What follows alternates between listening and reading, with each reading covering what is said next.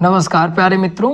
आज बात करेंगे जो यूपी पुलिस का पेपर होने वाला है, उसमें जो जीएस का पोर्शन आता है 37 नंबर का, उस पर चर्चा करेंगे क्योंकि अब जो समय बचा है वो प्रैक्टिस करने का ही समय बचा है।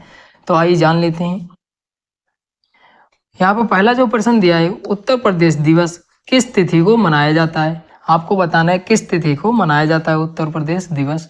तो यहाँ पे 25 जनवरी दिया है, 23 जनवरी दिया है, 26 जनवरी दिया है और 24 जनवरी दिया है। तो ये जो मनाया जाता है वो 24 जनवरी को मनाया जाता है। ऑप्शन नंबर जो होगा वो डी वाला सही होगा। और 26 जनवरी को पूछ रहा है तो गणतंत्र दिवस मनाया जाता है, ये भी याद रखिएगा। और 24 जनवरी को ही बालिका दिवस मनाया जाता है, ये भी याद रखिएगा। और 12 जनवरी को अगर पूछ रहा है तो राष्ट्रीय युवा दिवस मनाया जाता है, ये भी याद रखिएगा। तो ये महत्वपूर्ण दिवस याद रखिएगा। आगे बात करें, दुधवा राष्ट्रीय उद्यान किस जनपद में स्थित है। यहाँ पे बताना है किस जनपद में स्थित है। तो यहाँ पे ललितपुर दिया है, पीलीभीत दिया है, लखीमपुर खीरी दिया है, सोनभद्र दिया है। तो यहाँ पे जो स्थित है वो सी नंबर सही होगा, सी ऑप्शन जो है वो सही होगा, लखीमपुर खीरी में स्थित है। और उत्तर प्रदेश का एकमात्र राष्ट्रीय उद्यान है, ये भी याद रखिएगा।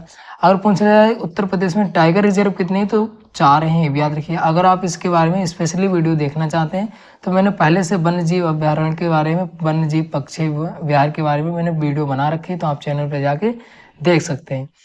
अगले प्रश्न की बात करें तो अगला प्रश्न दिया है, अर्जुन नहर बांध से उत्तर प्रदेश का लाभान्वित जिला। यहाँ पे बताना है जो अर्जुन बांध है उससे लाभान्वित जिला कौन सा है उत्तर प्रदेश का। तो यहाँ पे एटा दिया है, इटावा दिया है, गोरखपुर दिया है और हमीरपुर दिया है। तो इसका जो राइट आंसर हो जाएगा वो आंसर नंबर डी से हुआ, हमीरपुर होगा।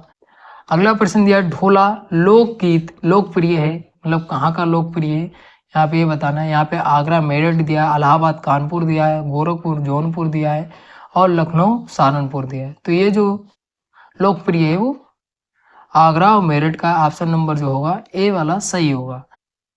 अगले प्रश्न की बात करें तो अगला जो प्रश्न दिया है, उत्तर प्रदेश में जैन बौद्ध धर्मों दोनों का प्रसिद्ध तीर्थ स्थल है। यहाँ पे बताना है कौन सा जो है वो तीर्थ स्थल है प्रसिद्ध जैन और बौद्ध का। तो यहाँ पे सारनाथ दिया है, कौशाम्बी दिया है, देवी पाटन दिया है और कुशीनगर दिया है। तो ये जो है वो ऑप्शन नंबर जो होगा वो बी वाला सही होगा, कौशाम्बी, ऑप्शन नंबर बी सही होगा।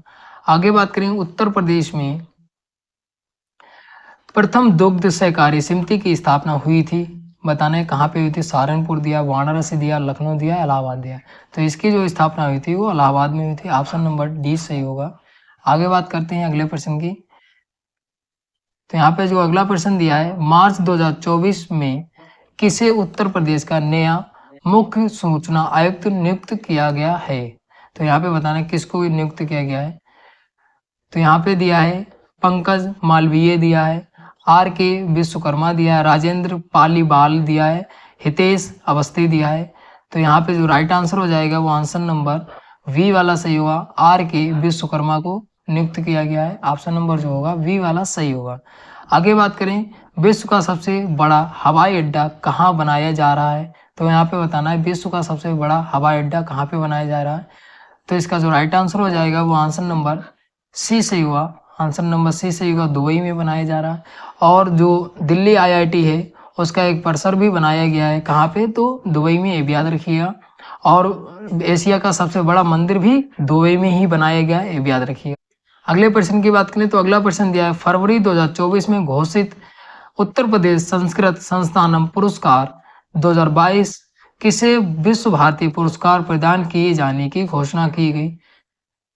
तो इसका जो राइट आंसर हो जाएगा वो आंसर नंबर ए सही होगा, प्रोफेसर रहेश बिहारी द्विवेदी को, ऑप्शन नंबर ए वाला सही होगा।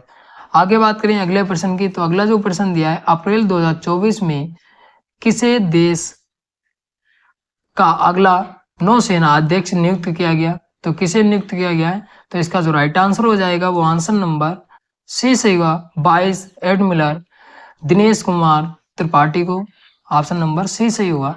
आगे बात करें अगले प्रश्न की। तो अगला जो यहाँ पे प्रश्न दिया है,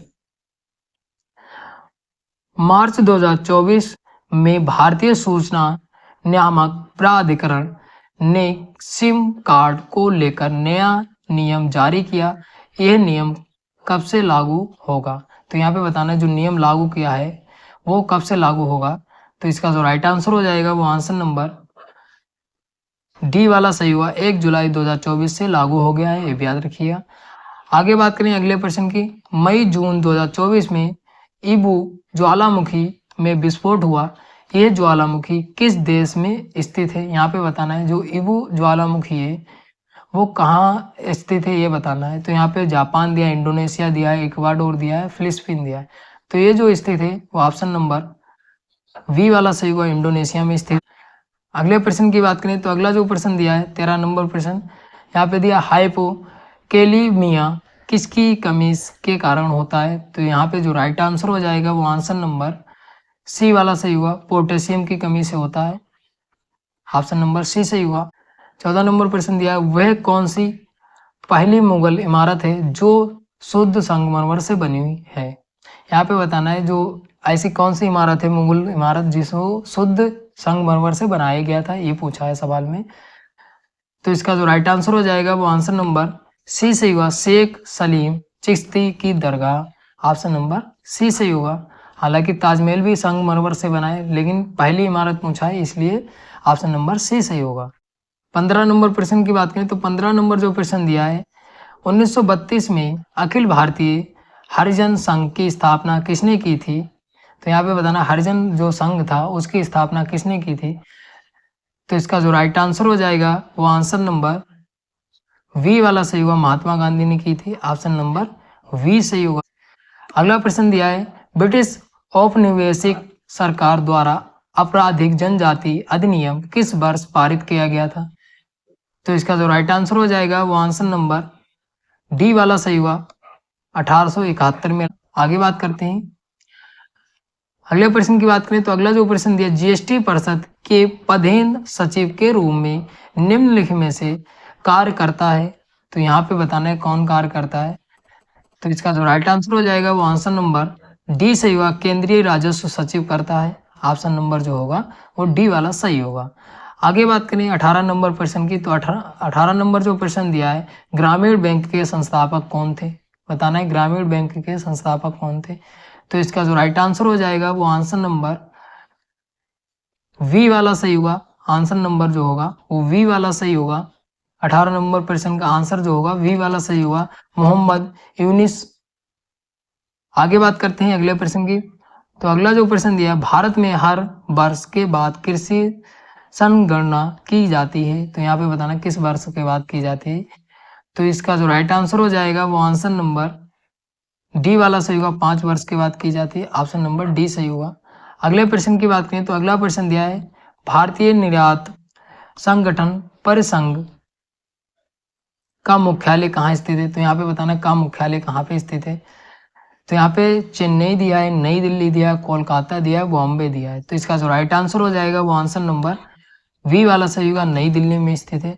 आगे बात करें अगले प्रश्न की तो अगला जो प्रश्न दिया है प्रति वर्ग किलोमीटर के क्षेत्रफल में रहने वाले व्यक्तियों की संख्या को कहा जाता है?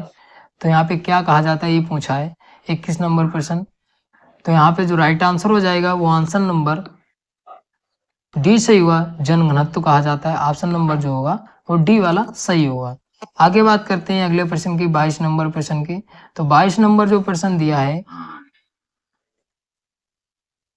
धौलागिरी शिखर का दूसरा नाम, यहाँ पे बताना है धौलागिरी शिखर जो है उसका दूसरा नाम पूछा है 22 नंबर प्रश्न। तो इसका जो राइट आंसर हो जाएगा वो आंसर नंबर डी सही हुआ, श्वेत पर्वत। श्वेत पर्वत दूसरा नाम है, ये भी याद रखिए 22 नंबर प्रश्न का डी ऑप्शन सही होगा। आगे बात करें सरित जीवी लोकटिक परिस्थितिकी तंत्र का एक उदाहरण निम्नलिखित में से कौन सा है? तो यहाँ पे बताना है कौन सा उदाहरण है। तो यहाँ पे 23 नंबर प्रश्न का जो आंसर सही होगा वो आंसर नंबर ए वाला सही होगा, ऑप्शन नंबर ए वाला सही होगा, नदी होगा ऑप्शन। आगे बात करते हैं अगले प्रश्न की तो अगला जो प्रश्न दिया है निम्नलिखित में से किसको विश्व खाद्य टोकरी के रूप में जाना जाता है? तो यहाँ पे बताना है किसको जाना जाता है। तो यहाँ पे ऑप्शन दिए हैं पर्वत, पर्वतमालाएं, पठार और मैदान। यहाँ पे ऑप्शन दिए हैं पर्वत, पर्वतमालाएं, पठार और मैदान। तो आपको बताना है जो है विश्व खाद्य टोकरी के रूप में जाने जाते हैं। तो बताना है कौन क्या जाना जाता है। तो इसका जो राइट आंसर हो जाएगा वो आंसर नंबर डी सही हुआ, मैदान, ऑप्शन नंबर डी सही हुआ। आगे बात करते हैं अगले प्रश्न की। अगला प्रश्न दिया, राष्ट्रीय आपदा प्रबंधन प्राधिकरण के पदेन अध्यक्ष कौन होते हैं? तो यहाँ पे बताना है कौन होते हैं। यहाँ पे ऑप्शन दिए हैं, भारत के राष्ट्रपति, भारत के नियंत्रक महालेखा परीक्षक, भारत के प्रधानमंत्री, भारत के उपराष्ट्रपति। तो यहाँ पे राइट आंसर जो हो जाएगा वो आंसर नंबर सी वाला सही होगा। आंसर नंबर जो होगा वो सी वाला सही होगा, भारत के प्रधानमंत्री। अगर भारत के प्रधानमंत्री पूछ रहे हैं तो जो होंगे मोदी जी हैं, ये भी याद रखिए। और एक तीसरी कार्यकाल के जो हो गए 18वीं लोकसभा के जो प्रधानमंत्री भी पूछ ले जाए तो भी मोदी जी हैं, ये भी याद रखिए। अगर राष्ट्रपति की बात करें तो द्रौपदी मुर्मू है। अगर उपराष्ट्रपति की बात करें तो उपराष्ट्रपति जो है वो जगदीश धनखड़ है, ये भी याद रखिएगा। 26 नंबर प्रश्न की बात करें तो 26 नंबर जो प्रश्न दिया है, निम्नलिखित में से कौन सा विश्वविद्यालय मूल रूप से आगरा विश्वविद्यालय कहलाता है? यहाँ पे बताना है कौन सा जो विश्वविद्यालय है वो आगरा विश्वविद्यालय कहलाता है।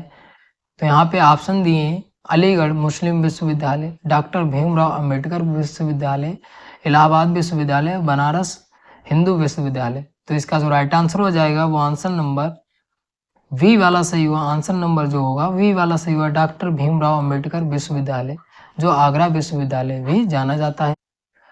अगला प्रश्न दिया, एक कंप्यूटर नेटवर्क किसी भी डिजिटल सिस्टम में अनधिकृत प्रवेश की क्रिया है। यहाँ पे बताना है कौन सा आंसर जो होगा वो सही होगा।